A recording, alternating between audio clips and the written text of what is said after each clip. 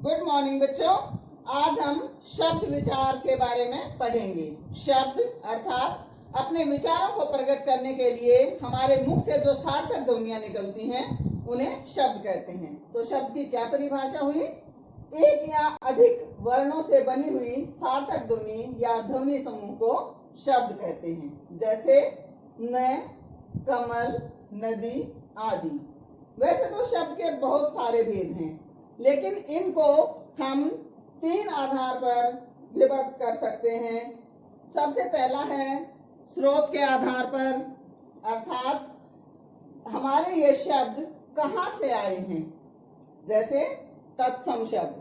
तत्सम शब्द वे शब्द होते हैं जो संस्कृत से ज्यों के त्यों लिए जाते हैं, जैसे अग्नि, अर्ध, हस्त, कर्ण, दधि, घृत, सूर्य, रात्रि, घोटक।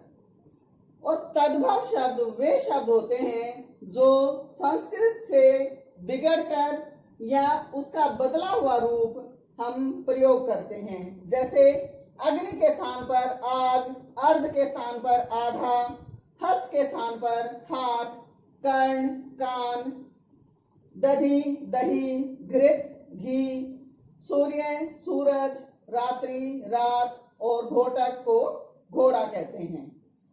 इसी प्रकार देशज शब्द तीसरा इसका भेद है, जो न तो संस्कृत से लिए गए हैं न ही किसी दूसरी भाषा से लिए गए हैं, अपितु वे आलाप को देखकर, दूसरों के रूप को देखकर किसी न किसी स्थिति में उनको बनाया गया है, जैसे रोड़ा, खटपट, धमा चौकड़ी, दनादन, खचाखच, फड़फड़ाना। और विदेशी शब्द हैं। कुछ विदेशी शब्द हमारी भाषा में प्रयोग किए जाते हैं जो दूसरे देशों की भाषाओं से लिए गए हैं, जैसे अंग्रेजी भाषा से rail, shirt, TV, court, nurse, doctor आदि। इसी प्रकार अरबी भाषा से, अरबी फारसी से लिए गए हैं हुक्म, साफ, अगर। तुर्की से लिए गए हैं कुर्ता, कैंची, बेगम, बारूद।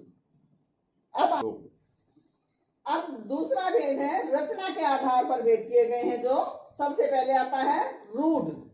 इनके सार्थक खंड नहीं हो सकते। इन्हें अगर अलग अलग कर दिया जाए तो इनका कोई अर्थ नहीं निकलता, जैसे मेज, पानी, तोता। जैसे मे और ज को अलग अलग कर दें तो इसका कोई अर्थ नहीं निकलता, लेकिन मेज जो है वो एक वस्तु का नाम है, सभी पहचानते हैं। दूसरा आता है यौगिक। दो सार्थक शब्दों से बना हुआ शब्द यौगिक शब्द कहलाता है, जैसे डाक जमा खाना। डाक का अपना अलग अर्थ है और खाना का अलग है, और जब ये दोनों मिलकर डाक खाना बन जाते हैं तो उसका एक अलग अर्थ बन जाता है। इसी प्रकार विद्या का अपना अर्थ है, आलय का अपना अर्थ है, और दोनों को मिलाकर विद्यालय का अलग अर्थ बन जाता है। प्रधान जमा मंत्री, प्रधानमंत्री।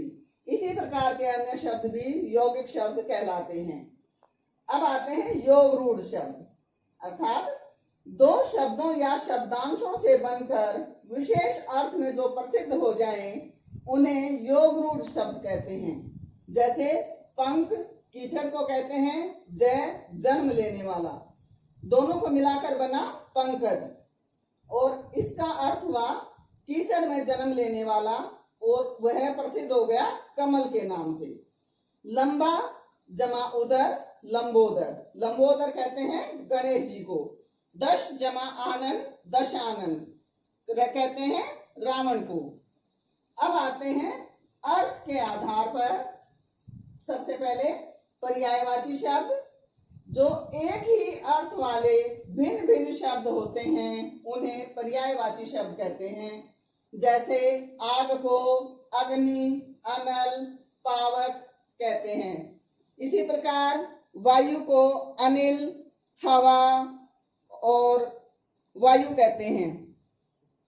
पेड़ को वृक्ष, तरु, विटक कहते हैं। हाथ को कर, पानी कहा जाता है। आगे आते हैं विलोम शब्द, जो एक दूसरे के विपरीत होते हैं, उन्हें विलोम शब्द कहते हैं। जैसे आदर, अनादर, उदय, अस्त, आना, जाना, ऊपर, नीचे। और उसके बाद आते हैं अनेकार्थी शब्द, अर्थात जिस शब्द का प्रयोग अनेक अर्थों में किया जाता है। जैसे कनक, गेहूं, धतूरा और सोने के लिए प्रयोग होता है। काल, मृत्यु, समय और मौसम के लिए प्रयोग होता है। उत्तर, दिशा, जवाब और पश्चात के लिए प्रयोग होता है। कुल, वंश, सब और कुल जोड़ के लिए प्रयोग होता है। इसी प्रकार इसके युग्म शब्द हैं। अगला इसका भेद है, जो एक साथ प्रयुक्त होते हैं और उसका विशेष अर्थ बना देते हैं। जैसे अन्न, जल एक साथ प्रयोग होते हैं, इधर उधर, आगे ही आगे, सीधा साधा। तो इस प्रकार के शब्द युग्म शब्द कहलाते हैं। इसके अलावा एकार्थक शब्द होते हैं, जो देखने में एक जैसा लगता है लेकिन उनका अर्थ अलग होता है। जैसे अस्त्र, शस्त्र। अस्त्र होता है जो दूर से हथियार फेंका जाए, उसको अस्त्र कहते हैं, और शस्त्र जो है वो हाथ में लेकर फेंका जाने वाला हथियार होता है। इसी प्रकार समूहवाची शब्द होते हैं। जैसे कक्षा, कक्षा में अनेक विद्यार्थी होते हैं, अगर एक बच्चा होगा तो उसे कक्षा नहीं कहा जाएगा। तो बच्चों, आज आपने शब्द और उसके भेदों के बारे में जानकारी ली। इन्हें बार बार पढ़ें, देखें और याद करें, समझें। उसके बाद जो अभ्यास के प्रश्न दिए जाएंगे उन्हें लिखें। तो बच्चों, ये अभ्यास के प्रश्न हैं, आपको अपनी नोटबुक्स में लिखने हैं। शब्द की परिभाषा लिखें। शब्द के कितने भेद हैं? स्रोत के आधार पर शब्द के कितने भेद हैं? तत्सम शब्द किसे कहते हैं? तत्सम और तद्भव में अंतर स्पष्ट करें। देशज और विदेशी शब्दों में अंतर स्पष्ट करें। रचना के आधार पर शब्द के कितने भेद हैं? यौगिक शब्द किसे कहते हैं? पर्यायवाची शब्दों के उदाहरण लिखें और विलोम शब्दों के उदाहरण लिखें। धन्यवाद।